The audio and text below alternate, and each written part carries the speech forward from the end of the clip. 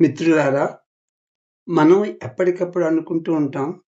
మన దేశంలో సర్కారీ సంస్థల్లో పనిచేసే ప్యూన్ నుండి హై ర్యాంక్ అధికారులే కాక, మనం ఎన్నుకున్న నేతలు కూడా భ్రష్టాచారంలో పట్టుపడడం సమాచారాలలో వింటూనే ఉన్నాం.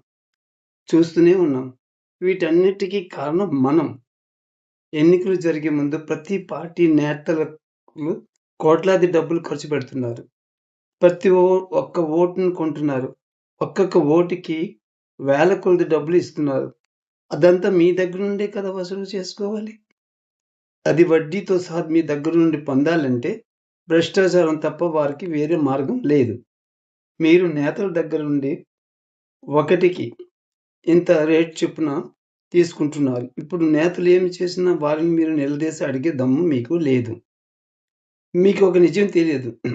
కేవలం మీరు తీసుకుంటున్న శ్వాస తప్పించి, మీరు జీవించడానికి అవసరమైన ప్రతి దాని మీద, అనగా మీరు తింటున్న భోజన సామాగ్రి నుండి, మీరు వాడే వస్త్రాల మీద, మీరు నివసిస్తున్న ఇంటి మీద, ఇల్లు కొన్నా, అమ్మినా, త్రాగే నీరు మీద, ఇంకా ఎన్నో ఊహించలేని రకరకాల పన్నులు చెల్లిస్తున్నారు. ఎందుకు?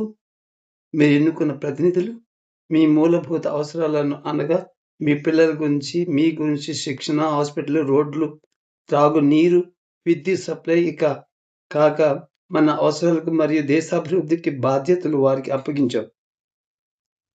ఎంతవరకు వారు వారి బాధ్యతలు నెరవేరుస్తున్నారో మనందరూ చూస్తూనే ఉన్నాం.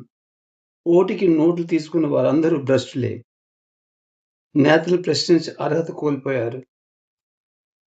ప్రతిపక్షంలో ఉన్నవారు ఒకరి మీద ఒకరు ఆరోపణలు చేయడం, నిందలు మోపుకోవడం తప్ప ఇద్దరు కలిసి దేశాన్ని ఎలా అభివృద్ధి చేయాలి అనే తలంపు ఎవ్వరిలో లేదు. ఇది మన రాజకీయం.